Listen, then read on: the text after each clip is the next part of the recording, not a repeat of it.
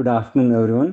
Live from Silicon Valley, California. This is Success Sadhana. My name is JM, and I welcome you all to a program today where we'll discuss the 7 principles of highly intentional people. Not rules to follow, reminders to return to every day. With a speaker today, Vaish, a veteran Bhakti yogi, author, and former monk. People are still dialing in, but really glad to have Vaish back after his tour to East Coast. Welcome back, Vaish. Thank you, JM. You're always so welcoming.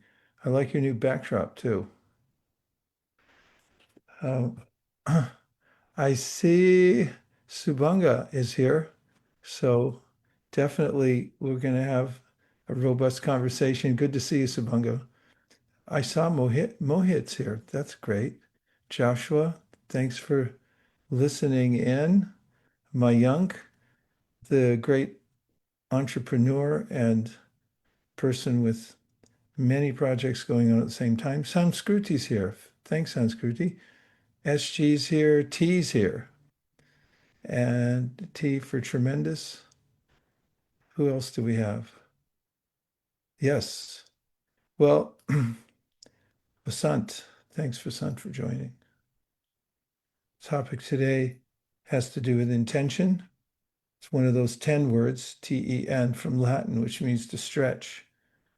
And whatever we stretch towards as conscious beings, we tend to engage with. When we engage with it, that becomes our absorbing reality. And in fact, the whole subject of Srimad Bhagavatam and our conundrum here in the material world, conundrum meaning the ways we get overwhelmed and confused, comes from this idea of abhinibheshata, which is very similar. Abhi is an intensifier. Avesha means to enter into something. It comes from the root word vish in Sanskrit. If you've ever heard the name Vishnu, Vishnu means the Supreme who's entered into everything, everywhere, at all times. And so as little parts of Vishnu, we can also enter into anything. And we're never destroyed by anything, by any environment, whether it be earth, wind, or fire, but we do get enveloped by it. And so what we're enveloped by will determine our reality or the state of our lives. Therefore, bhakti yoga, or yoga in general, is the intentionality behind what we enter into. Where would you all like to enter? Have you thought about it this morning? What are you about to enter? What is your the ideal environment that you'd like to enter into? That's the icebreaker for today. I hope it's not too intense for you all. But if you want to put in the chat box, oh, look, Mayank says, Mayank. yeah. Mayank's always on the ball. He's ready to go. He's got his fingers on the keyboard at all times, day or night. I know that from personal experience. What would you like to enter into? Mayank says a place with no misery. Okay, we have one vote out of 17. We don't have a quorum yet. Have you thought about entering into a particular environment? When you woke up this morning, did you think, I know where I want to go and how I'm going to enter that environment? You can answer that question. It's easier. It's a yes or no question.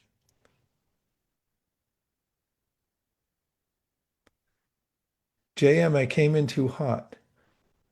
This is too intense for an afternoon show. Okay, I know what I'm going to do. Everyone relax. Just relax. Don't put your fingers on the keyboard. Just take a minute. And then what I'm going to do is I'm going to play you a raga called Rag Darbari. Darbari, B-A-R-B-A-R-I.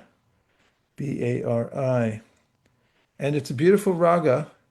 It's meant to help balance all of your life affairs and get your mind in a constant state so that you feel relaxed. And so all I want you to do right now is just sit up a little straighter than you were a second ago.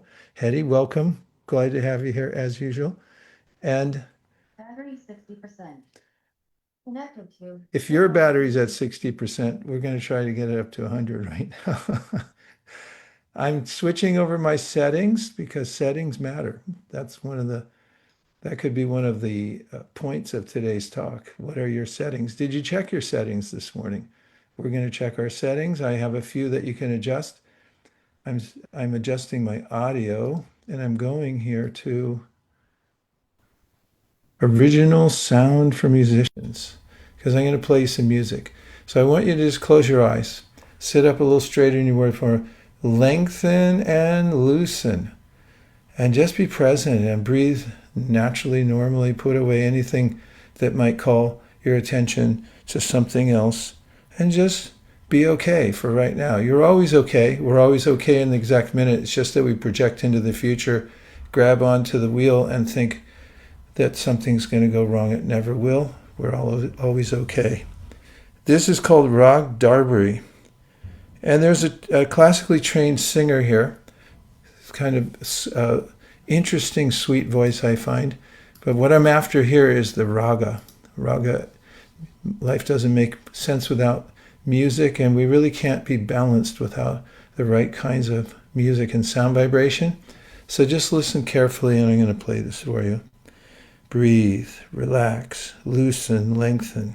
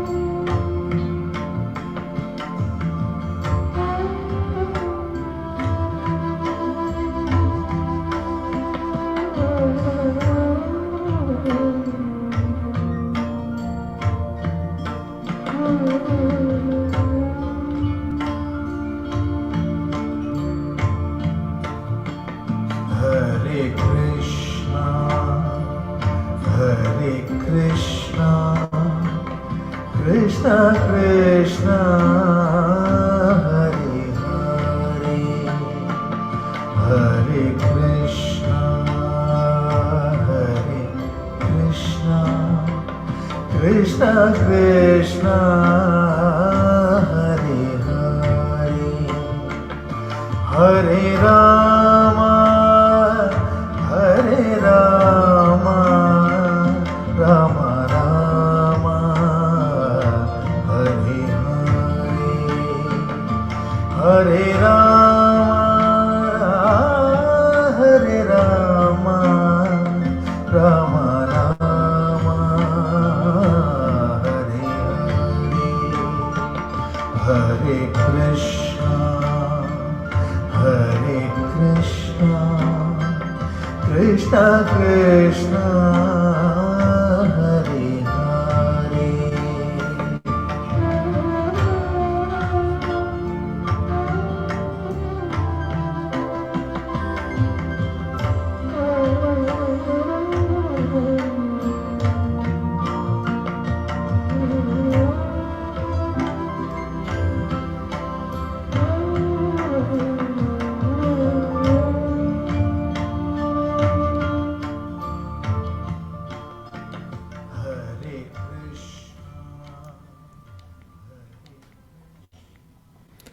Hey everyone, that was a little taste of Rag Darbari.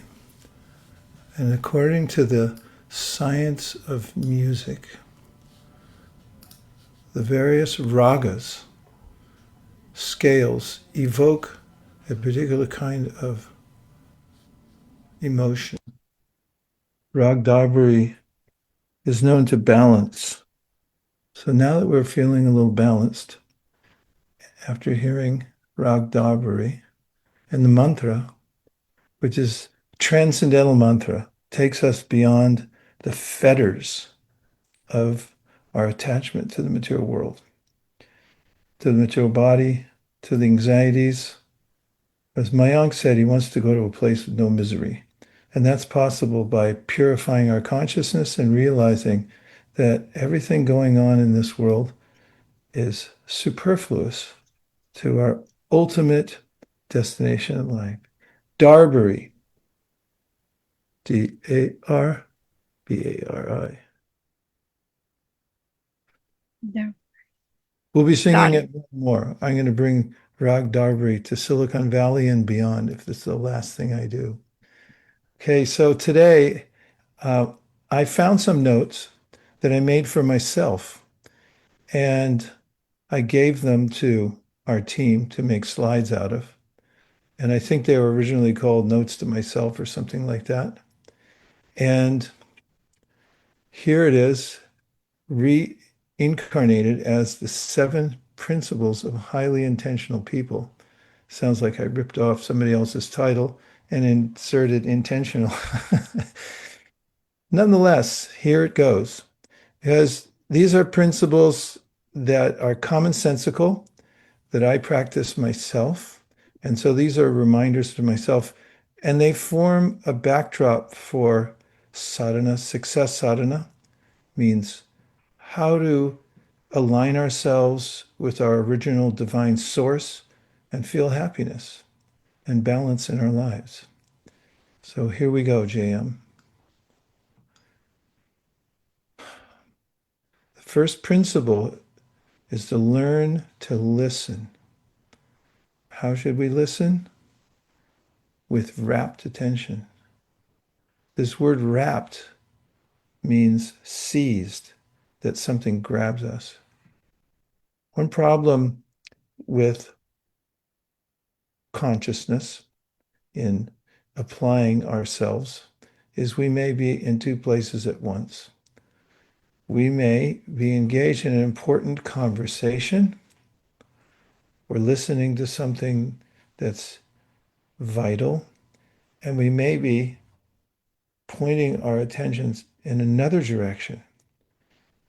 And this practice is to apply your attention fully to the topic at hand, giving full, fascinated focus to the topic at hand changes your relationship with the one who's speaking, the book you're reading, the author who's trying to express him or herself. Or perhaps it's a subject in nature. We may take for granted a flower or a bug. The other day when I was in Mississippi, Mississippi, I was on a hike and I brought home a hitchhiker, a tiny little bug, beautiful bug. Somebody told me it was a stink bug, but I sat down in my room and I saw that he had grabbed on. And so I gently brought him on a handkerchief to the outside to put him on a leaf because he looked more like he belonged on a leaf than he did on a bedspread somewhere. And I took the time to talk to him a little bit, and I chanted some mantras to him. And I was fascinated by his eyes. They were tiny, tinier than the tip of a pin, and had a green body that flared out. He looked like a tiny little leaf and delicate legs. And then I noticed that he had wings. He fluttered a couple of times that attached to the back of his frame. And as I watched and I looked, I gained a kind of perspective that I hadn't had a moment before that, which was an appreciation of the design of the universe. It's called the cosmos. Cosmos means a designed environment. It's it's the opposite of chaos, which means there's no rhyme or reason to anything. And I was thinking, what would it take to engineer a pair of eyes like that? The tip of the pin, not the head of the pin, the tip of the pin. That's how small his eyes were. And they were slightly detached from his body. And he looked at me. I had a moment of communion with that little stink bug. I don't know how conscious he was of me, but he was conscious of me. I was conscious of him. And there was communion there. And I was, for a moment, carried away into the wonders of this universe, the intelligence behind the universe. And I felt in that moment, seeing that beautiful green color, that I was extremely present. As she's got some on bugs, JM.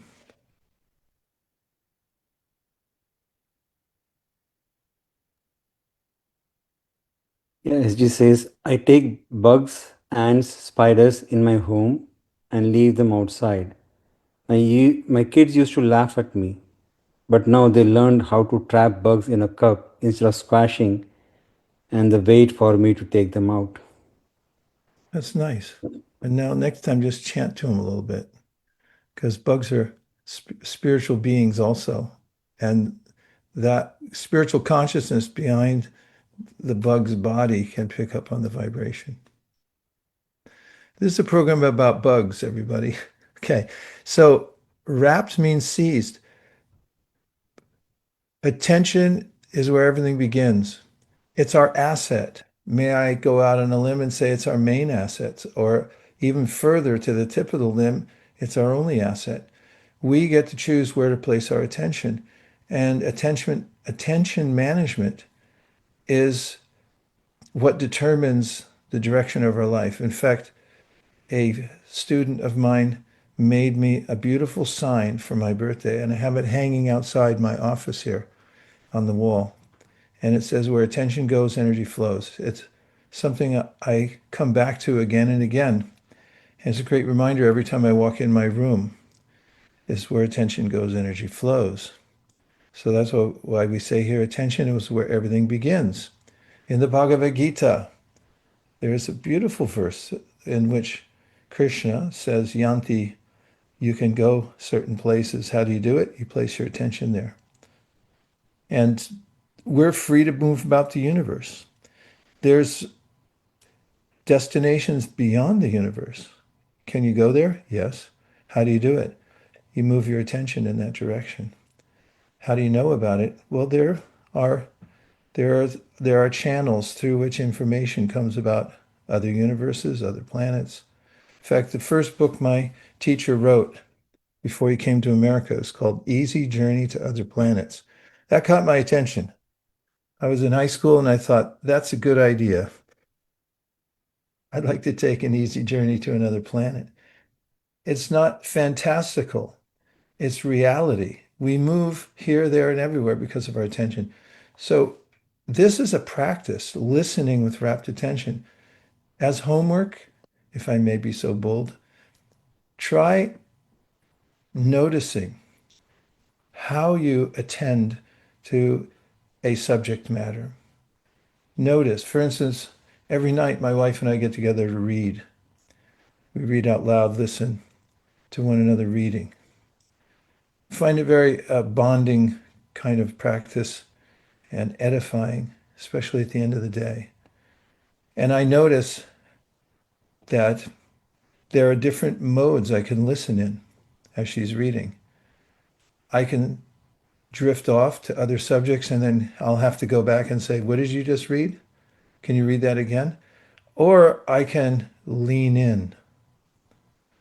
Lean in. And there's a term for this in the Srimad Bhagavatam. In fact, there's a conversation that takes place between Vidura and Krishna. And Vidura has put his left elbow on his right knee. If I'm doing it right, you can see me here. And he's leaning in like this to here. And you may have heard of the Upanishads. These are the ancient wisdom literatures, a term I use all the time, which I basically just made up, about that talk about the self. Who are we? Where did we come from? What's our destination? What does the word mean, Upanishad? Upa means near. Anishad, shad means to sit. So it means to sit near. And the idea is get in there, lean in really close and listen. Tune out everything else that's unimportant and attend to the matter at hand. This practice is a defining practice throughout the day. If you become aware of the level at which you're tuned in to the subject at hand, you'll change your relationship with that subject. Okay, JM, let's see.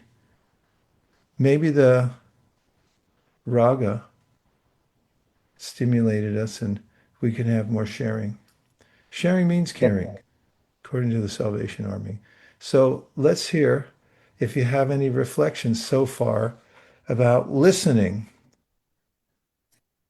Does it sound banal to you? Does it sound commonplace? You've already got this, or is it something that can be improved? Or do you have your own experience about listening, non-listening, half listening, and how it changes your relationship? What if you have somebody who's really important to you in your life and you try this experiment, that the next time you encounter this other person that you consider to be one of your most precious associates, try tuning in 100% instead of 98%. What do you think would the difference would be? Okay, our phone lines are open. Our operators are standing by to take your calls. Nirali says, half listening and not focused is what I notice makes me disappointed. Disappointed. Let's see what that means. Disappoint. Disappoint means fail to fulfill the hopes or expectations of someone. Comes from Middle English in the sense of to deprive of a position, so prevent hopes from being realized. That's interesting. I mean, think about it on an existential level, based on what I was saying about our attention is most important. Rakesh, good to see you. Last time I saw you was in Louisiana. Thank you so much. You remember Hare Krishna, Guru Maharaj. I just had a question that when I do my daily hearing of Bhagavatam or Bhagavad-gītā, I I'm usually multitasking. Either I'm driving or I'm cooking. Is that recommended, or would you recommend sitting down with a notebook and taking notes? So what are your thoughts are on this? Well, I do have a motto, which I've put into an acronym, which I put on a hat. In fact, wherever I go, I carry my acronym with me. It says KTTVG. Am I close enough? JM, can you read it? Yes. Yes, it's very clear. It means keep the transcendental vibration going. So I recommend that you engineer your soundtrack in your life. I could say when we built our center, our spiritual center here in ISKCON Silicon Valley, I had a few things to do with the reconstruction of the building. And one of them was that it would be equipped for sound in every room, and that includes in the restrooms. And I remember on the first day of our opening, there was a VIP here who went to use the loo, as they say in UK, and came out saying, "Hey, I could even hear the lecture in there." And so I recommend you do that in your home, in your car. And there are alternatives, but they're not so great. Pick the topmost sound vibration that you can surround yourself with in all circumstances and keep it going. There's a lot to be said for very deep learning. In fact, I was studying the subject the other day because I was listening to a course from Princeton University about learning. And one of the topics was about absorption in the subject matter. And there are ways in which nowadays we can get little sound bites from apps, and you kind of get a superficial philosophical standing from that. It's a little bit eclectic, maybe. But there's a way that teacher was talking about how if you go into a close reading of something and you take your time to look at every sentence, look up words, don't think you know, don't take for granted that you know what it's talking about. Try to get as much context as possible. That's another kind. So there's a spectrum for listening. But I do it all the time in my car. I have a 2004 Toyota Highlander. I love that car, partly because it was paid for the day I got it. And the second reason I like it, I didn't get it in 2004. It was a used car. But the other reason I like it is because it has, buckle your safety belts for this one. It has a tape player in it and a CD player. So I have tapes, boxes full of them because I've lived long. And they're, and I listen to them, and I also listen to CDs that are around, and so I look forward to getting in the car and hearing as I'm driving. Of course, you have to also pay attention to the road. But yes, so the answer I could have just said is yes. What else? Any other thoughts? Jam, there's more on the board. Yeah, there are a couple on the board. One from HA saying, love your story of read aloud. I've always loved it, but never thought it this way in respect of attention. Thank you. Will adopt starting tonight with my kids. Well, great idea. My father used to read to my brother and me, and it's foundational. Just those times of hearing. Yeah. What else? Mohit says, I listen to ragas while playing basketball and gymming. Keeps me more focused and consistent. Yep. That's trainers everywhere talk about the importance of having music going. Although, yes, Shubhanga's here. Go for it, Shubhanga. Hello, Prabhuji. Thank you. It's nice to see you You and too. listen to you. I had a question about listening. So, from my experience, most of what I'm listening from the outside world is not centered around what I'm looking for. So, or it's more transactional or oriented towards things that are not what I'm trying to seek. So when I sit in my meditation and I try to listen to what am I trying to listen to? What should I be trying to listen to? Because my thoughts say a lot of things that are distracting me. I cannot ignore them, but they won't stop. When they do stop, the silence is absolutely beautiful and I'm listening to it. But is there something more? Can you state your question in one sentence with no semicolons? What is the ultimate thing to listen to? Transcendental sound vibration is the most recommended. And the most recommended of transcendental sound vibration is the mantra, because a mantra has a mystical way of compressing all of the transcendental sound into one zip file. And you can open it by speaking it, listening to it. The mantra that's most recommended is called the Maha Mantra. You heard part of it when I just played that rendition from the Ragdarbari. So that's what's most recommended in the Bhakti Yoga literatures, is concentrate on mantra. And it's mentioned there that the mantra itself is not representative of something, it is something. So you're directly in contact with the spiritual realm by repeating the mantra. Okay, JM, what else? Heidi, go ahead.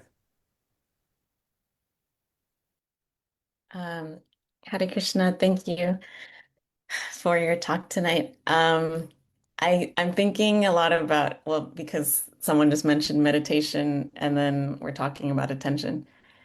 I guess it's a practice, right? Like I think because at first, for me at least, when I meditated, there were a lot of thoughts. And same thing with attention, I think, because it's TMI. I'm neurodivergent, and so it's attention is like it's hard. And I think what I've learned was it's like every single time you catch yourself, you kind of have to bring yourself back to the present moment. It's like, and I heard in the Yoga Sutras, they say it's like the mind is running and you're bringing it back. And so, kind of when I catch myself, yeah, where my mind is drifting, either in attention or in my meditation. Um, I just have to bring it back, I guess. And then if you keep doing that over and over again, it seems to get easier. I think that's my personal thought. Thanks, Hattie. That's very important. Like our Mayank is a yoga teacher, and maybe there's other yoga teachers here. I practice yoga myself, Iyengar style, and there's mountain pose. So whenever my teacher asks me to stand in mountain pose, and I stand in mountain pose. But then teacher says, oh no, not like that, a little more like this, adjust it. After a while, I start noticing year after year practicing mountain pose along with other asanas that my nervous system starts to adjust to it. So when I'm standing anywhere, waiting for somebody or listening to someone, my body starts to self-adjust to that asana, which is a standing asana. But it takes a long time, and I have to keep readjusting because the natural tendency of the mind, which is subtle, or the body, which is gross, is to fall into another default, slouching in the case of, pelvic tilt in another way. You have to continuously do it until you feel it's natural. And in the same way with mantra, as you just described, that's what Kṛṣṇa says in the Bhagavad-gītā. Again and again, you have to practice bringing your mind back. And it becomes an interesting process, not a tedious one, if you're curious about it. This is one of our friends, David Cresswell, who we're in conversation with. He teaches meditation and mindfulness at Carnegie Mellon. And as he says, this is a constant practice, being curious about the fact that your mind goes away. Why does it go away? And what does it feel like to bring it back? And you can be absorbed in that process as you're talking about. So yes, I'm just concurring with what you said. Radhakripa. Yeah, I just wanted to share that initially I thought maybe there are people born with this trait, right? He's more attentive and somebody's not. But now, luckily, I have witnessed there are, people who can give 100% of their attentions all the time to anybody whom they interact. So I feel like even understanding that this exists, it's a big hope for me that from where I'm not paying proper attention, I have seen even tiny attentions I pay or give when I'm conscious about it. The whole conversation, the whole atmosphere becomes very, very effective and powerful. So it's a long way to go, but I think I feel happy that at least if you are deliberately making attempt to be present during the interactions, the whole thing is beautiful. So thank you. Thanks, Radhakripa. Just notice the phraseology, paying attention. You get what you pay for. So if you pay halfway, you're going to get a halfway in return. If you pay the full price, you could buy a knockoff phone or you can buy an iPhone. So what are you going to get? What you pay for. So pay attention. It's an investment. JM, there's tons of stuff on the board. Yeah, a few more are rolling in. One question is from Renuka. She's asking, is there anything we can do to sleep more peacefully without any thoughts or worrying about tomorrow? Yeah, sleep. That's an interesting one. It reflects what we're doing in the daytime. It has a lot to do with the mode of nature our mind is in. Going back to the Bhagavad-gītā, the modes of nature are ubiquitous. In fact, it's fabric that makes up the world. Everything comes from a amorphous substance called pradana. And when it manifests as the universe, it's a tapestry that has three qualities: sattva, rajas, and tamas. Sattva means clarity, rajas means activity, and tamas means inactivity. And there are other adjectives we could put to it. But the science of yoga in general, and bhakti also, is that when we practice habits which are sattvic, then naturally our minds will become more sattvic because they're our apparatus that we use to view the world.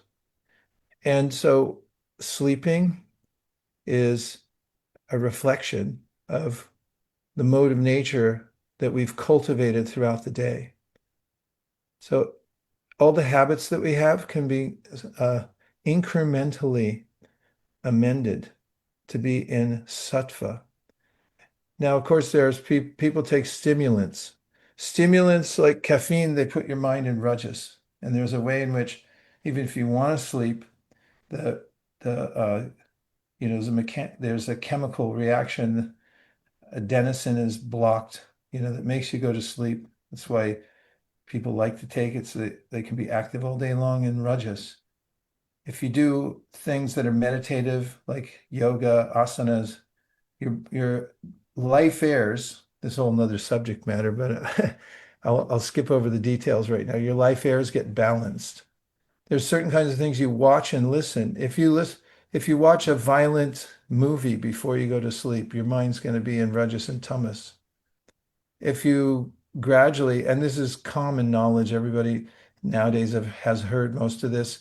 If you don't look at screens and you don't look at blue light before you go to sleep, and make sure you block out all the light, and have a ritual for winding down, go to sleep at the same time, your body works on circadian rhythms, then there's much likelier chance that you're going to sleep deeply. But we do reflect what we're doing throughout the daytime, so also be aware of the fact it's a cumulative effect. Okay, Jam, we're going to have a program on sleep too, right?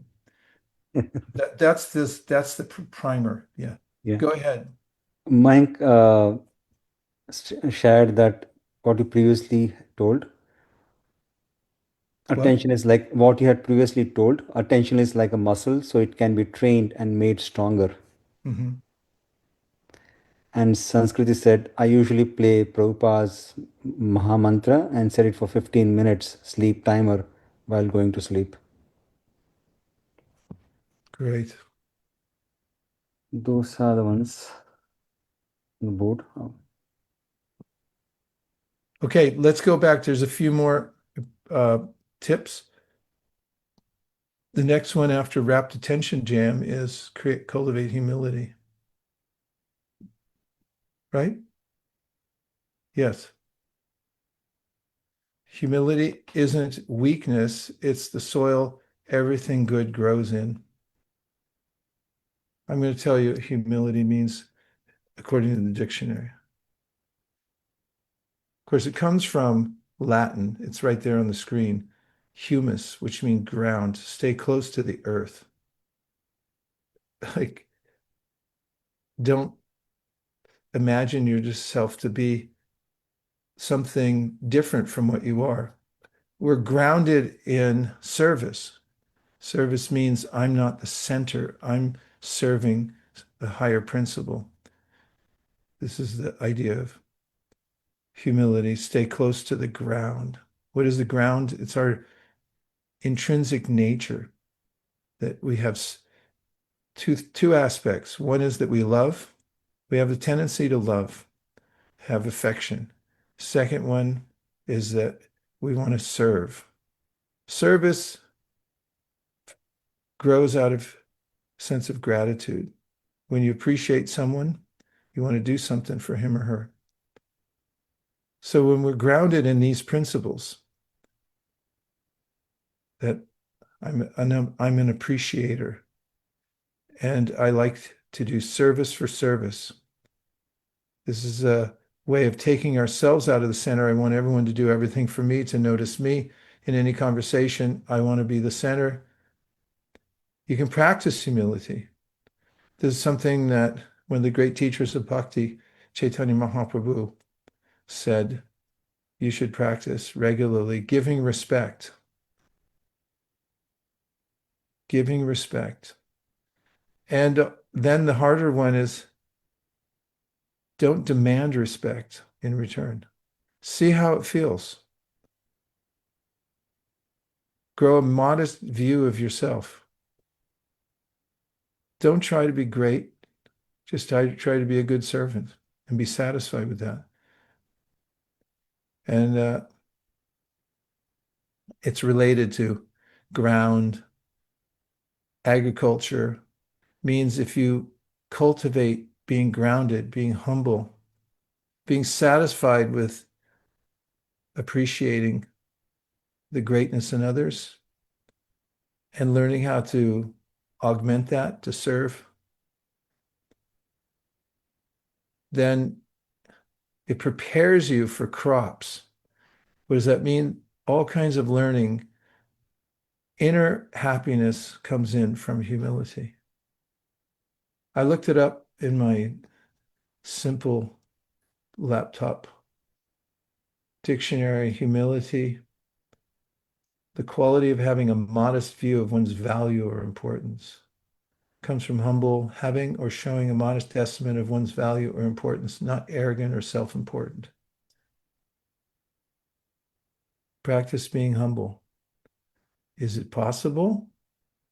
Have you ever thought of it as a practice?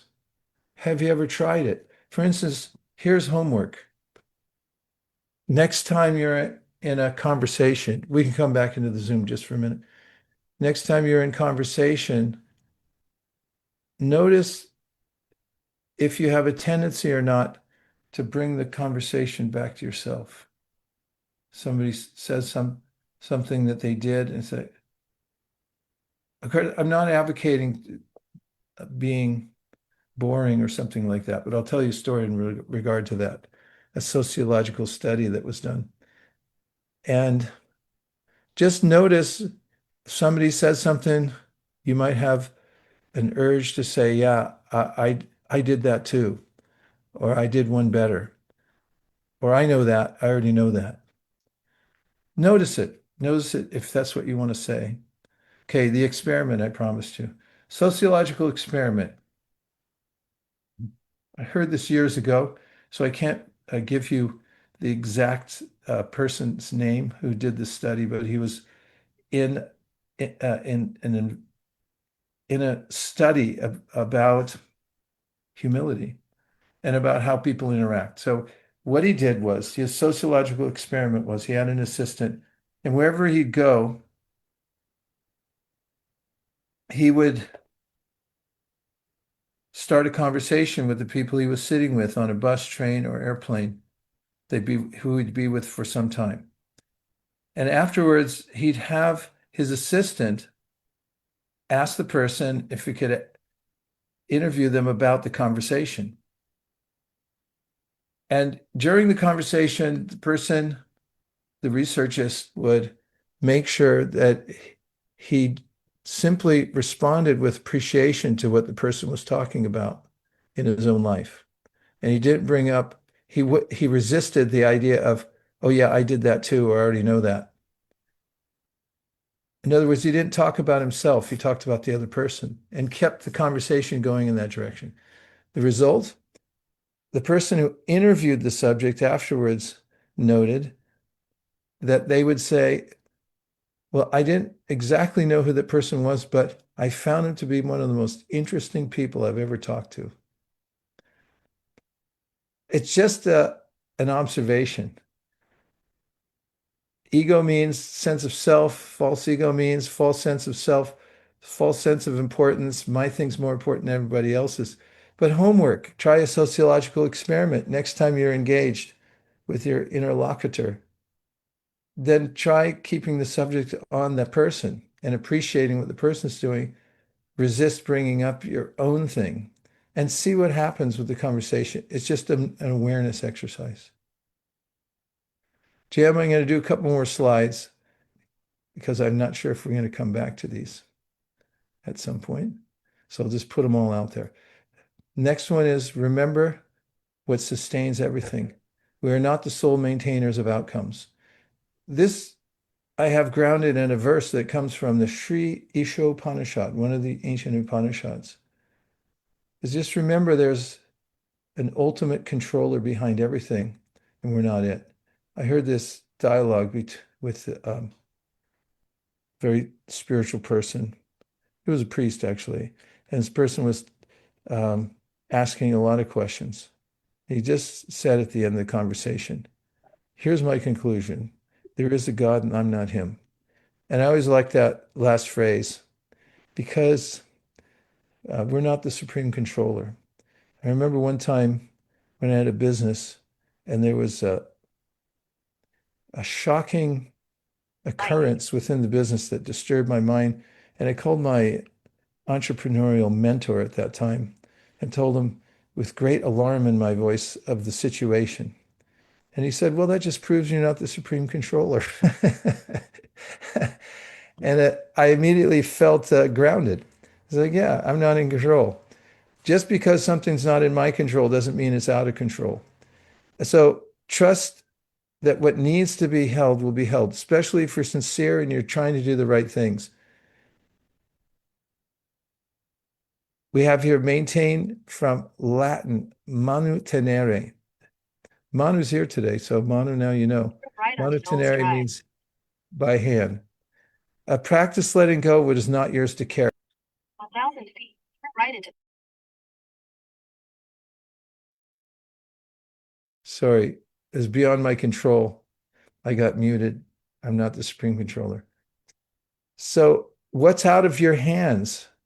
If you can do a meditation, here's your homework, where you let go of every semblance of control and just realize you can't even stop your own breathing. It'd be artificial to do so. Like right now, if you try to stop breathing, you'll be forced to breathe. Similarly, your heart, it's going to go on. It's very difficult to stop the heart. All the phenomena that's around us is going on because of, wait for it, a higher power. So if you become aware of that and remember that there's a sustaining force in the universe and you're not it, it will give you a chance to stand back from that feeling of anxiety that I have to make everything work. It's already working. You just have to be in harmony with it. And that's what yoga means. Okay, Jam, let's keep going. Then we have, here's a fun one. Say an encouraging word to everyone you meet. Encourage comes from the word core, which means the heart. Everyone carries some sense of self-worth in their heart. Most people are suffering due to a sense of feeling insufficient in their lives. And if you go out of your way to catch people doing something right and you appreciate it, you can leave an indelible impression that will change their lives, and it reflects back on you. So a single word, if you have the impetus, you notice it and you say it, it'll encourage the person, and it also puts you in a position to notice how encouragement is like pouring water on a plant that's wilting. Suddenly comes back up again.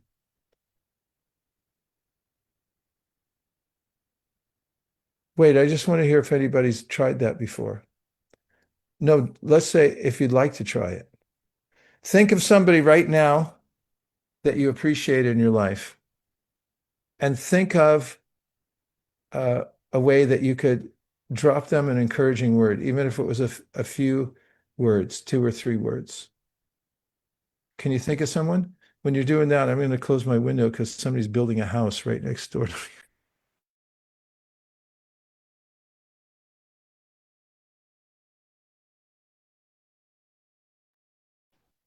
I have a hard time sometimes doing that because I feel like I'm giving advice or I'm being wishful or I'm, hoping sometimes impossible or not impossible, but it's just wishful thinking, right? Like I'm like, oh, everything will be all right. Well, it's not all right. Uh, I sometimes feel loss of words. Like um, I don't want to sound like, wishy-washy. And it's like it's not all right. I mean, I can't fix things, right? Like, but I can pray. That's all I can think of saying as encouragement. But let me Um, change it to sincere encouragement. If you see somebody doing something that's got value and you appreciate it, and I say say it. appreciate we can do, right? Okay. Yeah, appreciate, encourage. Like if you see something anywhere, I noticed Mhm. some people I travel with, like my wife, she'll see somebody like a stranger see something doing, they go, "Oh, that's nice." And it's funny because all of a sudden they become like a friend or something. Mhm. And I think that's a kind of unique thing, just to see a stranger appreciate something and say, "I really like that shirt," or whatever. That Mhm. it changes the environment, and it has to do with the subject matter today, which is attention. When we notice things, if you bring it up, you're verbalizing it and it augments it. There's, there's an old saying, whatever you appreciate appreciates. And Voltaire once said that if when you see a good quality in someone else and you note that good quality and you appreciate it, then it becomes your quality. In other words, it opens you to taking that quality into yourself. Anyway, True. I I recommend this as another homework. I'm giving a lot of homework today, but it's all easy stuff and it's fantastic. So try it out. If I do say so myself. Let's go to Heidi has next her one. hand up. Oh, Hetty, go ahead. So I have another question. Sorry. Yes. Um, when I thought sometimes I was trying to empathize with people by telling them, "Oh, I've been through that too." Is that bad to do then? I guess. Or Well, I read a book on counseling once, uh, and it's it said don't do that immediately because it's it may not completely apply. I know it's an urge I always have too. There's also in Stephen Covey's book when he talked about hearing people out, that generally one of the, or should a immediate reaction is, he gave the example, someone says, "Oh, I'm having trouble with my eyesight." And then you go like, "Well, here, let's take my glasses."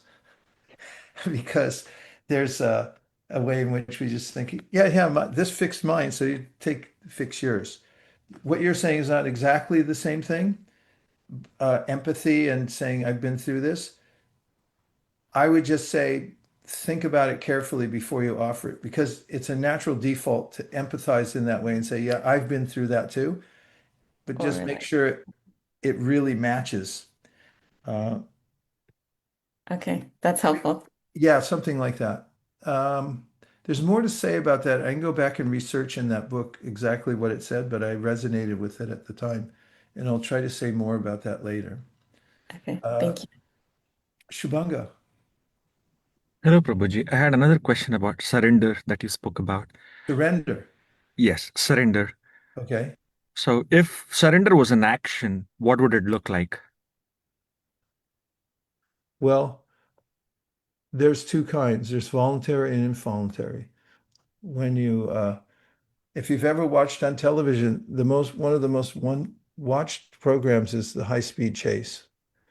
Criminal robs a bank, jumps in the car, drives away. Police start following. Helicopters follow. They go for 3 hours following the person with the movie camera going down, crashing into sidewalks. They still go, sparks coming out. They get into a cul-de-sac. They jump out. They jump over the wall. Dog bites them. They get scratched by the barbed wire, and then they're surrounded by 40 police officers.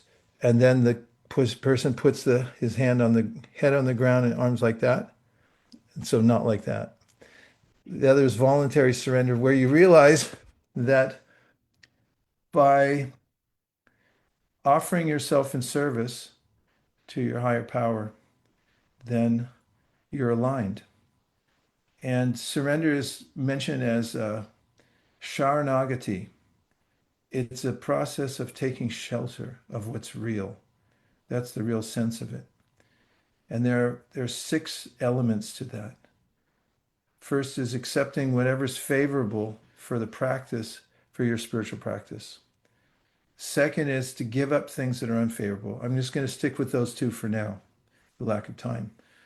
But just imagine if something's favorable for your spiritual practice, it's recommended by spiritual authorities and say, this is really good for you, and you accept it. That's a kind of Sharanagati or surrender. And if someone says, this is really bad for you, it's like you come from a doctor who says, don't eat this. And you say, okay, I won't eat it. That's also surrender. So there's a process. It's not amorphous. It's very systematic and clear. And it's a joyful process because nothing succeeds like success. When you're able to have self-mastery, then you're happy. And when you're able to discern what are the right things to do, the wrong things to do, and you're able to think about it deeply and then implement them in your life, what else do you need? You feel so satisfied that, wow, I have mastery over myself. What's torturous is that we're being constantly pushed by our senses, by our urges to do things that are not favorable. I didn't put my thumb up. That happens as a result of my screen having some kind of mystic potency. Okay, Jam, last slide, which is take care of your body. It's a miraculous machine gifted to us by nature. And drink plenty of clean water, eat balanced, sensible, whole foods, rest as much as required, not more nor less. Care for your body that carries you. There's a lot to be said about that. There's millions, literally, of books, videos, and everything.